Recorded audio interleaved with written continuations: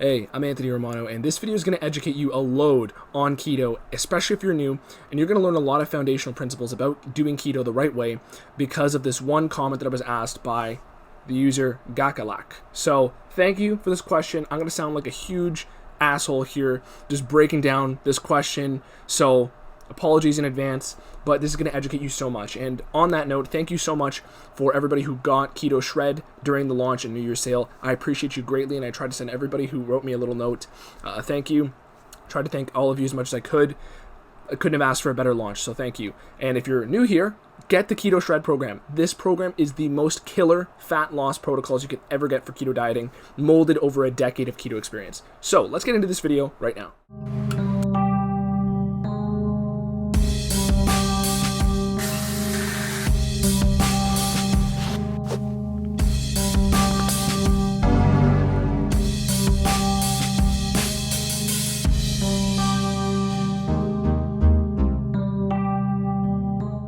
So, the question here is, hey Anthony, I'm starting on keto again tomorrow.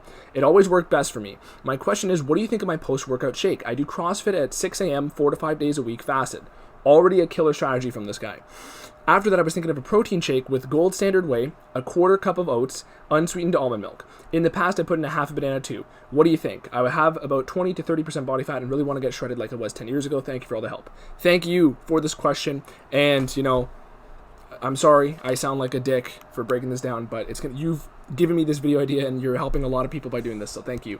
So, here's the thing. For starters, the number one thing for ketosis is the absence of carbohydrates. Everybody tells you have to dump butter on everything, but it's all about not having carbs. Carbs do not grow in the wintertime, and that is why that is the trigger for ketosis. And you don't always have to have the highest amount of ketones. You simply want to be in the pool. You know, more active people are going to be probably elevating their glucose more with lots of activity.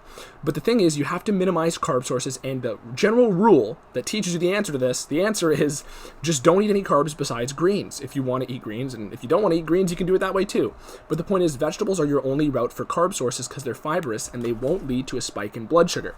So, this is the fundamental problem for a lot of people who are new to keto because they think that, oh, I can just add in a quarter cup of oats and a half a banana. But that's the biggest problem ever because you're going to keep your body on a carb metabolism but simply give it low amounts of carbs. Your body just wants to know what engine is on, as I say in a lot of videos. And if you confuse it and convince it that it's still on a carb metabolism but just with very low fuel, you're going to feel like shit. And that's why everybody says they hate keto, but they don't realize that it's physiologically built into every one of us, and all of our ancestors would have had periods of the year without any carbohydrates available. So, and what you do from there, it's up to you. I mean, I've worked with plenty of vegetarians, I've worked with a couple vegan people, but there is a lot of supplementation necessary. But at the same time, you can do any sort of diet. There's a lot of people like to make it binary. It's not. It's just about not eating carbs. So, here's the thing. Now, here's where people won't tell you all these other little hacks about keto. Gold standard whey.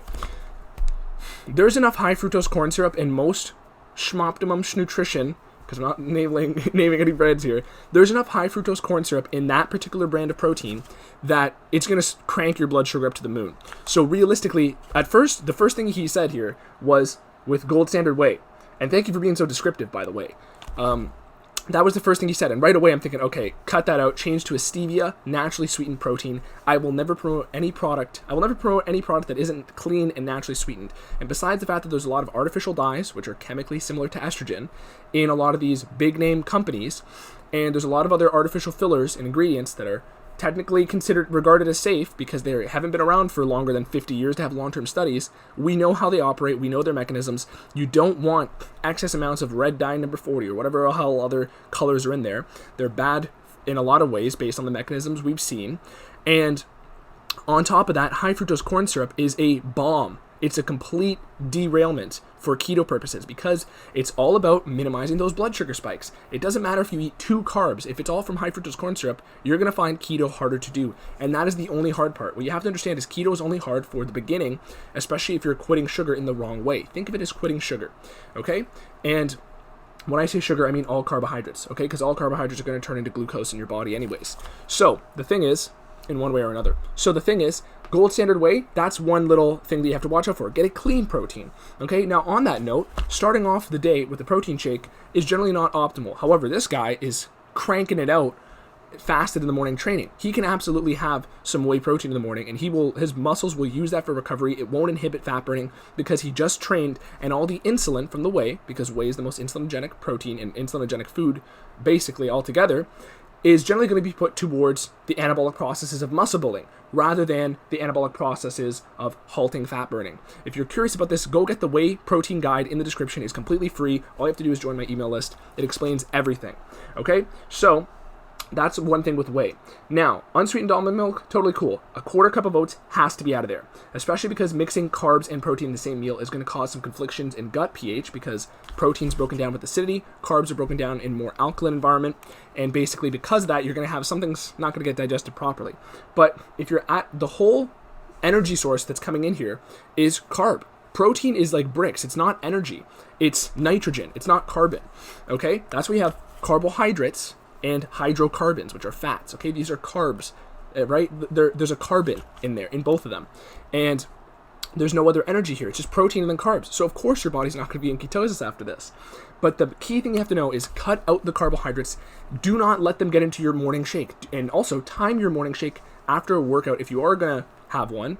But here's the thing. Here's the last practicality measure here. If you're somebody who's new, I would recommend avoiding whey protein unless you're just a beast who's working out at 6 a.m. like this guy is. If you're training in the morning, then yes, and even if you're adapting, you can have some whey protein.